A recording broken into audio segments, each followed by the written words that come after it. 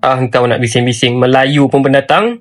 Kalau orang luar yang cakap macam tu aku tak pelik. Tapi kalau anak Melayu sendiri yang cakap macam tu, aku rasa sangat-sangat pelik. Macam mana kau boleh kata Melayu ni pendatang? Sebabnya atuk engkau Banjar, nenek engkau Jawa, nenek engkau Bugis. So maksudnya kalau tak ada Indonesia, tak ada lah bangsa Melayu ni. Tapi hakikat dia macam tu ke? Ni aku nak bagi satu logik yang paling mudah orang nak faham. Orang-orang Mexico bertutur dalam bahasa Sepanyol. Sedangkan Mexico tu dalam benua Amerika yang sangat-sangat jauh daripada Sepanyol. Lebih kurang 8. Baru-baru ini orang Malaysia membantah bahwa mereka berasal dari Sumatera atau kerajaan Sriwijaya di masa lalu, dan mereka membantah sejarah itu karena mereka berpikir bahwa sebelum ada Sriwijaya mereka sudah ada di sana gitu. Dan sebelum ada Sriwijaya pun orang Malaysia atau orang Melayu di sana sudah bercakap Melayu. Tapi kalau kita merujuk pada sejarah dan merujuk pada manuskrip candi yang ada di Sriwijaya, malah mengarahkan bahasa Melayu itu sudah ada sejak zaman Sriwijaya dan manuskripnya sudah ada di sana. Jadi mana yang benar? Mari kita bahas. Sebelum kita bahas, jangan lupa untuk like, komen, dan subscribe-nya. Oke, let's go. Ke 9,000 km Amerika dengan Sepanyol. Tapi macam mana orang Mexico boleh bertutur dalam bahasa Sepanyol? Sebab kesan jajahan. Orang-orang Sepanyol datang duduk dekat Mexico dulu, berasimilasi, sampailah sekarang ni diorang bertutur dalam bahasa Sepanyol. So aku nak tanya dekat orang yang berpendapat Melayu ni pendatang. Negeri apa dalam Indonesia yang bertutur logat Kelantan? Negeri apa yang ada dalam Indonesia tu yang bertutur logat Kedah, logat Perak, logat Pahang? Negeri apa? Sebab pemahaman orang kebanyakannya, kalau tak ada Indonesia, tak ada lah Melayu. Sebab ramai yang anggap tanah ni dulu orang asli yang duduk. So kalau orang Indonesia berkahwin dengan orang asli, punca jadinya Melayu ni, mana datang bahasa Melayu? Kenapa tiba-tiba datang bahasa Melayu? Sedangkan asli dia ada bahasa dia sendiri. Indonesia pun ada bahasa dia sendiri. Tiba-tiba orang Indonesia kahwin dengan orang asli, tiba-tiba jadi bahasa Melayu pula. Sebab pemahaman orang, tanah ni dulu tak ada siapa-siapa, orang asli penduduk asal. So maksudnya mestilah Indonesia datang dekat sini kahwin dengan orang asli, betul tak? So mana bahasa Melayu tu, macam mana tiba-tiba boleh jadi Melayu? Sebab ramai yang berpendapat Melayu datang daripada Indonesia kan? Sebab tu aku tanya tadi, mana negeri dalam Indonesia tu yang bertutur dalam logat Kedah, dalam logat Kelantan, dalam logat Perak, dalam logat Pahang?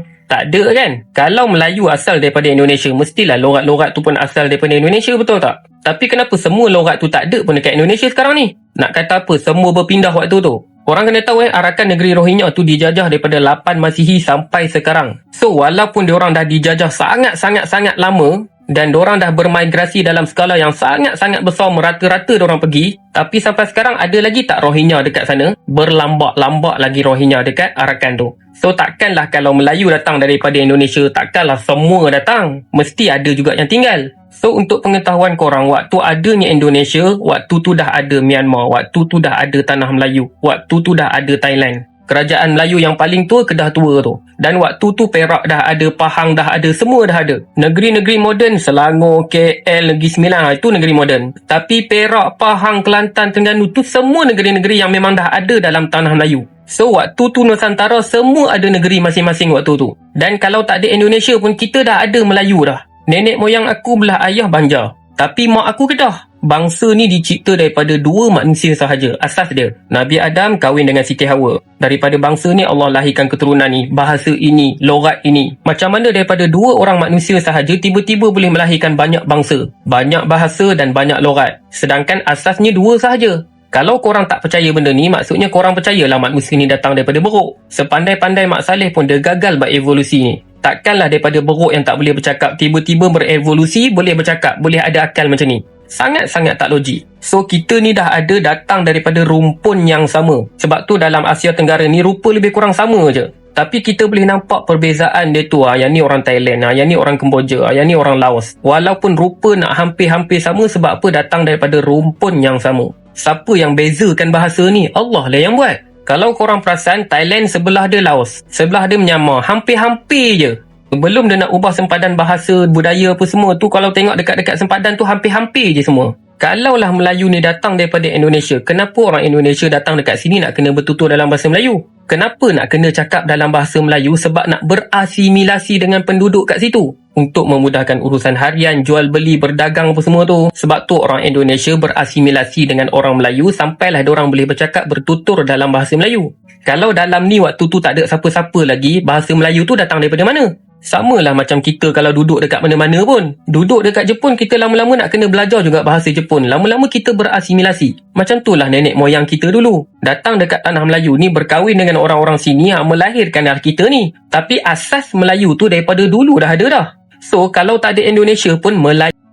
Baru-baru ini ada orang Malaysia yang membantah kalau mereka itu bukan berasal dari Sriwijaya, atau intinya dari video ini si orang Malaysia ini membantah bahwa orang Malaysia atau orang Melayu bukan berasal dari Sriwijaya gitu.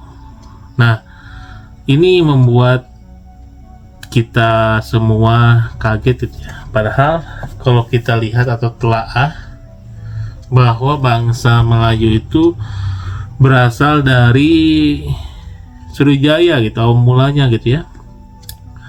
Udah itu yang bikin anehnya lagi, si orang Malaysia ini memberikan argumen yang kurang tepat.